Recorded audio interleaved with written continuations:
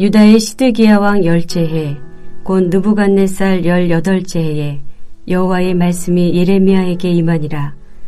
그때의 바벨론 군대는 예루살렘을 에워싸고 선지자 예레미야는 유다의 왕의 궁중에 있는 시위대 뜰에 갇혔으니, 이는 그가 예언하기를 여호와의 말씀에 보라, 내가 이 성을 바벨론 왕의 손에 넘기리니 그가 차지할 것이며 유다 왕 시드기야는 갈대아인의 손에서 벗어나지 못하고 반드시 바벨론 왕의 손에 넘겨진 바 되리니 입이 입을 대하여 말하고 눈이 서로 볼 것이며 그가 시드기야를 바벨론으로 끌어가리니 시드기야는 내가 돌볼 때까지 거기에 있으리라. 여호와께서 이와 같이 말씀하시니라. 너희가 갈대아인과 싸울지라도 승리하지 못하리라 하셨다 하였더니 유다 왕 시드기야가 이르되 내가 어찌하여 이같이 예언하였느냐 하고 그를 가두었음이었더라. 예레미야가 이르되 여호와의 말씀이 내게 임하였느니라 이르시기를, 보라, 내 숙부 살룸의 아들 하나멜이 내게 와서 말하기를 너는 아나돗에 있는 내 밭을 사라. 이 기업을 물을 권리가 내게 있느니라 하리라 하시더니, 여호와의 말씀과 같이 나의 숙부의 아들 하나멜이 시위대 뜰한 나에게 와서 이르되, 청하노니 너는 베냐민 땅 아나돗에 있는 나의 밭을 사라. 기업의 상속권이 내게 있고 물을 권리가 내게 있으니 너를 위하여 사라 하는지라.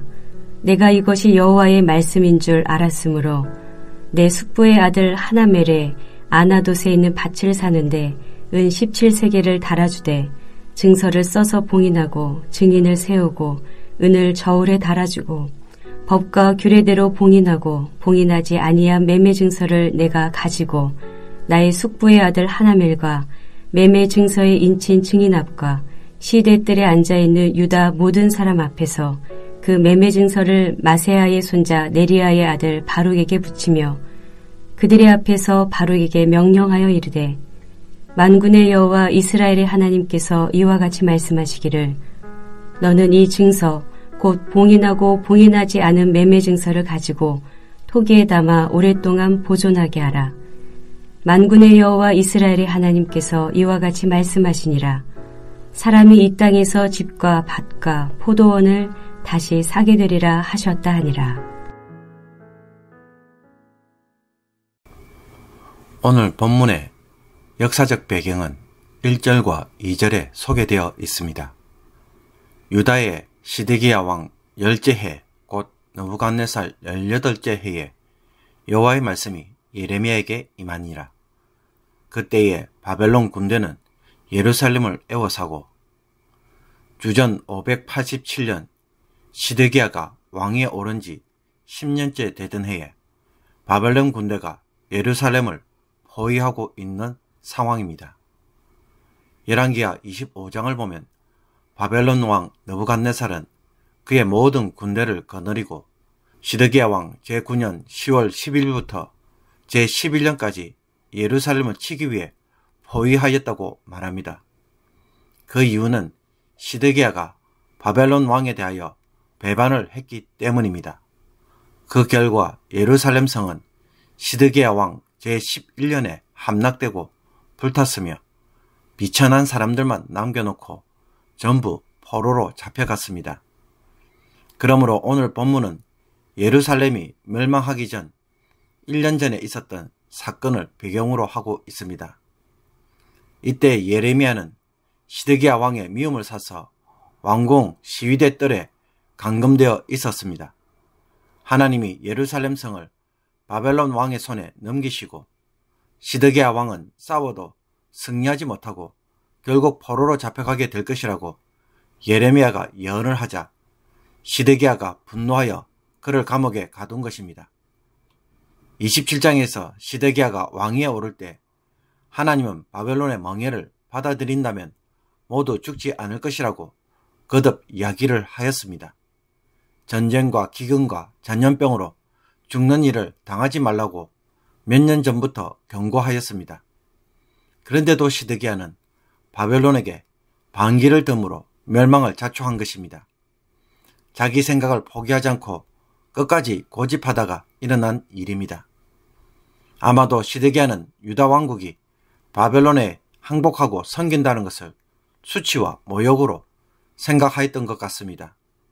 자존심 상하고 자신의 삶에서는 있을 수 없는 일로 여겼을 것입니다. 그러나 하나님은 바벨론 왕의 멍에를 매라고 하셨습니다. 자신과 남들이 보기에는 창피한 일이지만 비굴해 보이지만 하나님에게 복종하는 일입니다. 하나님의 말씀에 순종하는 일이기에 여기에 더 큰 의미가 있는 것입니다. 누군가 나에게 해코지를 하고 손해를 입혔을 때 참고 용서하는 일은 종종 어떤 느낌을 가져옵니까? 자존심이 상합니다. 왜 나만 손해를 입고 일방적으로 참아야 하는지 억울할 때도 있습니다. 저는 사람에게 내가 먼저 손 내밀고 굽히고 들어가는 일은 자존심이 무척 상하는 일입니다. 그럴 때 오늘 말씀을 한번 묵상해 보기를 원합니다. 바보처럼 보이는 일이지만은 그러나 하나님에게 나를 복종시키는 일이기에 이것은 다른 그 어떤 이유보다도 앞서고 더 중요합니다. 이것 때문에 어떤 상황에서도 순종할 때에 그 사람은 하나님이 높이시는 사람이 되고 칭찬받는 참 성도가 되는 것입니다. 예레미야가 감옥에 들어가도 말씀에 순종한 것처럼 하나님의 말씀 때문에 행동할 때 내가 도리어 복을 받는 자가 되기를 원합니다. 자존심으로는 도저히 할 수 없지만 하나님의 말씀 때문에 얼마든지 순종할 수 있는 성도가 되기를 원합니다. 그런데 바벨론이 성을 포위하고 있던 때에 하나님은 예레미야에게 그의 고향 아나돗에 있는 밭을 사라고 말씀합니다. 몇 개월만 있으면 예루살렘이 파괴되고 대부분의 사람들이 포로로 잡혀갈 것을 알고 있는 상황에서 밭을 사라는 것은 말도 안 되는 소리입니다.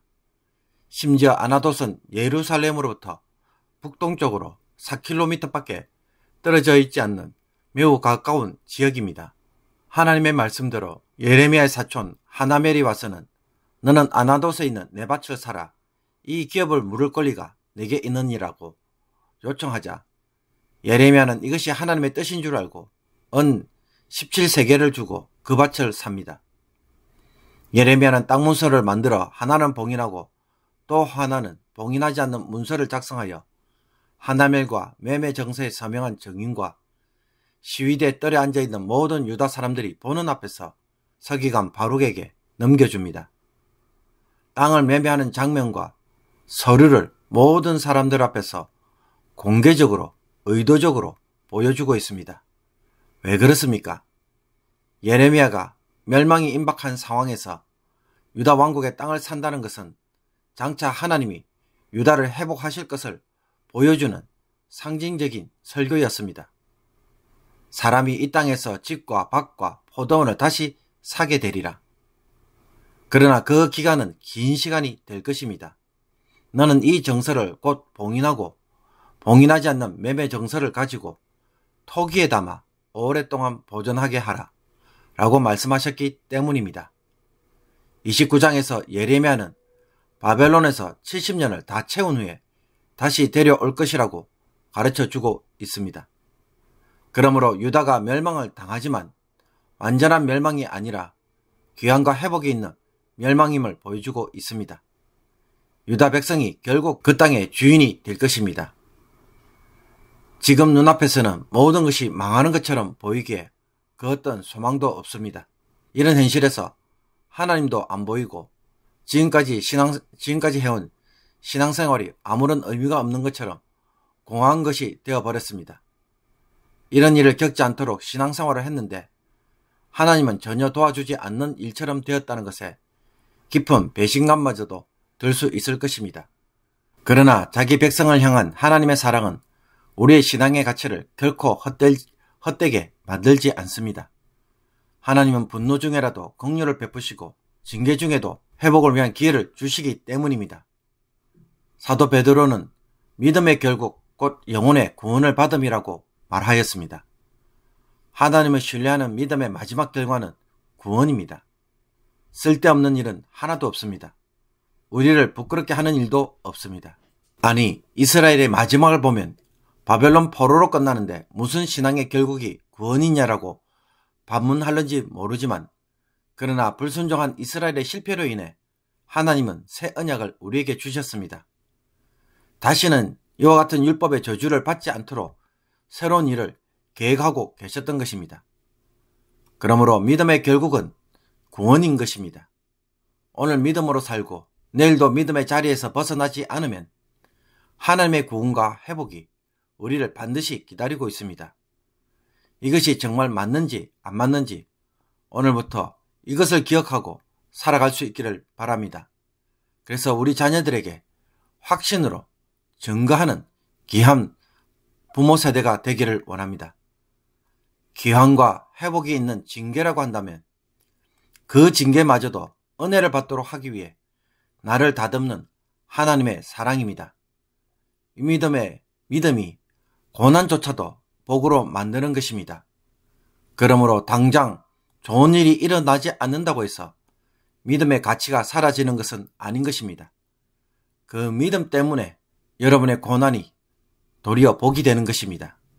오늘 이 말씀으로 저 여러분이 이 어려운 세상에 넉넉히 이기고 승리할 수 있기를 주님의 이름으로 축복합니다. 기도드리겠습니다. 하나님, 오늘도 말씀에 순종함으로 복을 받는 백성이 되게 하여 주옵소서. 때론 나의 자존심이 상하고 내가 손해보는 것 같은 상황에서도 비굴하게 자기를 낮춰야 하기에 거부하고 싶지만 사람이 아닌 하나님에게 순종하는 자들이 되게 하여 주옵소서. 하나님 때문이라면 얼마든지 낮은 자리에 처할 수 있는 저희들이 되게 하여 주옵소서. 지금은 어렵고 믿음으로 살아가는 것이 아무런 의미가 없을 때도 낙심하지 않게 하옵소서. 범죄한 이스라엘 백성들에게 귀환과 회복을 주시는 하나님으로 인하여 항상 소망을 가지게 하여 주옵소서. 믿음의 결국인 구원을 마음껏 누리는 주의 백성들 되게 하여 주시옵소서. 포기하지 않고 끝까지 지켜야 할 것이 있다면 오늘 용기를 가지고 타협하지 않는 마음을 주셔서 하나님의 은혜를 반드시 누리는 주의 백성들 모두가 되게 하여 주옵소서. 예수 그리스도의 이름으로 기도합나이다. 아멘.